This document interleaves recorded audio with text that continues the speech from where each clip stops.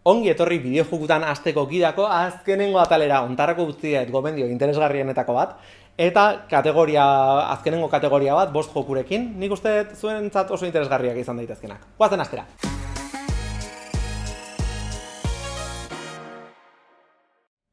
Azkenengo gomendioa, lehenengoarekin nahiko lotuta dago, ze lehenengoan ezagik gatuko zaten, baina esan nizuen ez dela berazkoa kontsola berriak erostea bideojokuen munduan murgiltzeko. Eta gaurkoa pixka tortik dijoa, ze ez da beharrezkoa diru asko gastatzea bideojokuen munduan murgiltzeko. Eta pare bat gomendio emango dizkizuet hori, ez gastatu behar izateko kriston diruta. Alde batetik kontuan eduki bigarren eskuko merkatu bat badagoela bideojokuen munduan.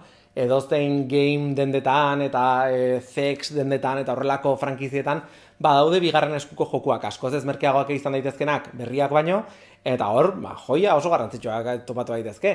Nik bertan asko erosi izan dut, egia da azken urtetan ja naizela inbeste ibiltzen horrelakotan, ze joku berrietara ibiltzen naiz batez ere, baina bilatzen ari zeratenak urte gutxi batzuk baldin baditu aurkitu ditzakezue oso prezio erakargarriak. Baitare kontuan euki bideojoku dendek, bai PlayStationek, Xboxek eta PC-en bereziki Steamek, fama handia dutela deskontu handiak egiten dituztelako. Garai guztitan dago deskonturen bat, eta batzutan interesgarriak izaten dira ondo sailkatzen dituztelako, ez?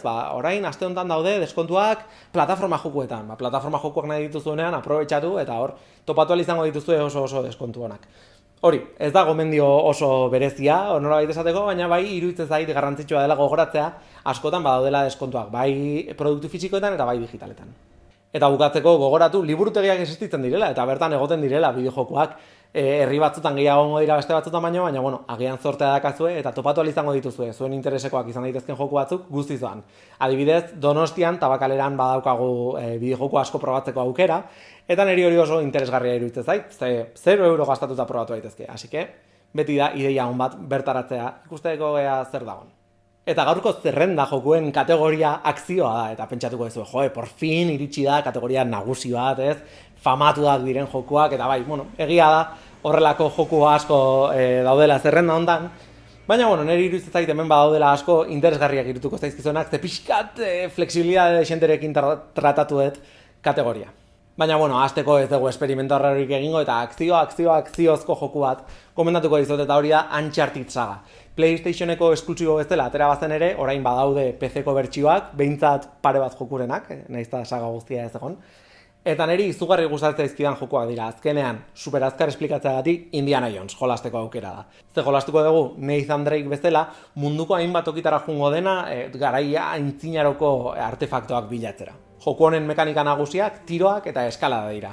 Eta biak daude oso ondo, oso sinpleak badira ere, badaude jokalariak esaten dutenak, eske sinple egia da, baina niri bereziki gustatzen zait ze ondo kombinatzen ditun eta ze ondo tratatzen duen erritmoa, ez? Nola dagoen sekzio bat eskaladakoa lasaiagoa, gero tiro batzuk, gero elkarrizketa bat, gero berriro eskalada, eta nola dijoan batetik bestera inoiz ezer aspergarria ez iruditzeko.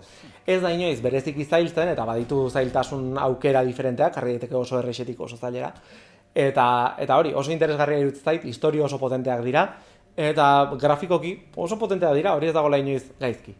Nere gogokoenak bigarrena eta laugarrena dira, jolastu daitezke nahiko suelto, ez dago historio super argi bat, baina pertsonaia gero ez da gehiago ezagutu gero ez da gehiago disfrutatzen dela, argi dago. Bigarrenaren kasuan PlayStationen bakarrik dago, eta hori, akziozko fenomeno ez dela, iruditzen zait, bikainena, erritmoa oso ondo dagolako, baina laugarren ere izugarri gustatzen zait gai helduagoak tratatzen ditulako, sakontasun dexenterekin eta nahiko gustu onarekin. Urrengo gomendioa, nola ez, Batman da, ze badakizueni, Batmanen oso frikia naizela, eta Batmanen oso frikia naiz jokuekin hasi nintzalako, ez? Normalean jendea komikiekin edo pelikulekin hasten da, nire kasuan ikusi nun PlayStation 3-rako joku bat, izugarrizko balorazio onak zezkana, eta esan hona izu, hau erosikoet, eta horren ondorioz sartu nintzen bai pelikuletan eta bai komikitan. Así que, argi dago joku hau, nahiko ona izan behar duela horrelako zerbait lortu baldin badu. Ez da azalpen askorik eman behar, Batman bezala jolastuko dugu eta, gaizkileak harrapatu beharko ditugu. Bi motatako enfrentamentoak egongo dira, alde batetik badaude batzuk, nun isiltasuna izango den garrantzitsuena, ez sigilo hori izango den garrantzitsuena, ze txaiak armatuta baldin badaude, orduan erabili beharko ditugu izkutalekuak eta trampak beraiekin bukatzeko, ze bestela harrapatu egingo gaituzte eta gure defentsak metralleta baten kontra ez dira bereziki honek. Beste batzuk, tokatzen denean ukabilak erabiltzea, askoz ez akzioari orientatuago daude eta konboak egin ahal izango ditugu. Nik uste dut oso interesgarria dela nola planteatuta dagoen borroka sistema guztia, ze aukera ematen du nahiko simple jolastuta, jokuan aurrera egin alizateko eta disfrutatu alizateko, baina sartu nahi baldin badegu perfekzionatzean eta gauza berriak probatzean ordun badago aukera nahiko sakontasun lortuko duen sistemak probatzeko. Iruditzen zait erakargarria bai hasi berrientzat eta bai esperientzia gehiago dutenentzat. Hainbat joku dira Batman saga honen parte, Batman Arkham saga izan direnak, 3 dira nagusienak, Asylum, City eta Night. Neri, City da gehien gustatzen zaitena, baina bueno, Asylumetik hastea gomendatuko nizueke, ze esperientzia mugatuagoa da. Eta orduan, behin muga bidatik ateratzen geranean, oso interesgarria da ikustea nola eraldatzen den jokua, ez? Baina zuzenean hasi nahi baldin baduzue, 3 edozeinetatik ez dago arazorik. Historia aldetik ez da inoiz ezer konplikatua gertatzen. Gainera joko hauei buruz idatzi nituen artikulu batzuk duela denbora bat, eta bai oso kutsuna diren jokoa dira. PlayStation, Xbox eta PC dituzu eskuragarri. 3. gomendio hontan 100 joku daude. Bueno, igual 100 ez, baina asko daude. Eta Lego jokuak dira. Lego joku hauek, bueno, frankizia pila batetakoak egin dituzte. Batman, Star Wars, Indiana Jones, pila bat daude. Eta orduan zuen frankizia gogokoenak hartu ditzakezue, probatu nahi badituzue. Akziora orientatutako jokuak dira, borroka sistema oso simple batekin, eta baita ere, pieza diferenteak erabiltzen, puzzleak ebatzi beharko ditugu eta eraikuntza batzuk egin, historian aurrera egin alizateko. Okerez banago azkenengo joku atera dena Star Warsekoa da, Skywalker saga guztia hartzen duena, hori da batetik 9 episodio guztiak, eta niri izugarri gustatu zitzaiten jokua da, zuzenean jolastu nun Twitchen, eta nik uste dut ondo pasa genuela bainik eta bai ikusleek, eta beraz gomendatuko nizueke, baina hori, badaude saga pila batetako Lego jokuak, eta probatu nahi badituzue, seguro badagoela baten bat interesatuko zaizuena. Gainera joku batzuk PC-en eta kontsoletan bakarrik atera baldin badira ere, badaude Lego jokuak beste plataformetan ere, adibidez, mugikorretarako kaleratu zituzten Harry Potteren Lego jokuak. Hor daukazue ideia bezala. Eta akzioa pikin bat diferente ulertuta guazen kotxe joku bat buruz hitz egitea, eta hori da Forza Horizon 4.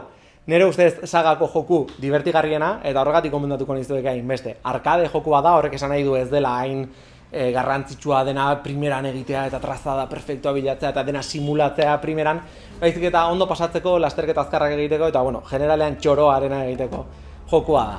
Grafiko ezin hobeak ditu, baina batez ere niretzat garrantzitsuena ze divertigarria den gidatzea, zenbat situazio diferente sortzen ditun gidatzerako garaian, ze badaude lasterketa tradizionalak esango genituzkenak, badaude situazioak nun pelikula baterako stunt bat egin bar dugun, persekuzio bat ezakitze derraperekin eta tal, badaude trafiko radarrak saltatu barri dugunak, lortu bar dugu hemendik pasatzea 200 km/h baino gehiagora, orduan aurkitu arrazuko txe bikaina hori egiteko eta albezain azkarren jun. Badaude saltoak menditik botatzeko, Tom Cruisen antzera edo Fast and Furiousen antzera. Oso joku divertigarria dira, aukera diferente pila bat ematen ditu, eta gainera online jolastu daiteke beste jokalari batzukin, hori gustatzen zaizue, beti dela aukera bat, Xboxen eta PCen dituzu eskuragarri. Eta bukatzeko, zerrenda guztietan bezala, badago Nintendo Switcheko esklusibo bat sartu nahi izan dena. Eske Nintendoren jokuak oso onak dira eta naizta esklusiboak izan, eta horren ondorioz ez hainbeste gustatu gomendatzea, nik uste dut aipatu beharrekoa direla. Zerrenda honetan dagoeneko aipatu dugu shooterren bat, baina nik uste dut shooterren munduan murgiltzeko aukera honena, eta murgiltzearena hitz oso egokia da. Ze Splatoon 3, joku bikaina da, shooter bat da, ekipoka jolasten dena, lauren kontra, baina tiro egin ordez, pinturaz betetako, temperaz betetako pistolak erabiliko ditugu eta helburua ez da albezain beste ibiltzea, noski hori egin daiteke, baina helburua izango da lurra margotzea gure ekipoaren kolorearekin. Horrek esan nahi du, zelaiko alde bakoitzetik aterako dela ekipo bat pintura kolore diferente batekin eta denbora bukatzen denean uste 3 minutuko partidak direla, 3 minutu bukatzean lur gehien margotu den ekipoak irabaziko du. Hor, hau berezik interesgarria da hasi berrientzat, ze naizta ez oso onak izan, konbatean edo baten kontra tiroketetan, bai lortu dezakezue zuen ekipoaren alde egitea, aurkitzen dituzuen zonaldeak margotzen pixkanakan naizta ez sartu borroketan eta enfrentamentoan. Esan bezala, Switchen bakarri dago eskuragarri, baina nik gomendatuko nizuken joku bat da, así que kontsola baldin badaukazue, nik bai hartuko nuke. Eta honekin bukatzen da gure azken atala, hasi eskerrik asko aste guzti hauetan hemen egoteagatik, esan bezala, aurreko atalean esan genuen bezala, idatzi zuen iruzkinak, zeintzuk diren akziozko jokoak opinatuko zenituzketenak, eta agian aste batzuk barru egin dezakegu atal berezi batzuen gomendio guztiak biltzen. Eskerrik asko astero hemen egotagatik eta eskerrik asko gaurkoan ere like emateagatik, arpidetzagatik eta zuen iruzkinengatik. Así que besterik gabe, hurrengora arte lagunok.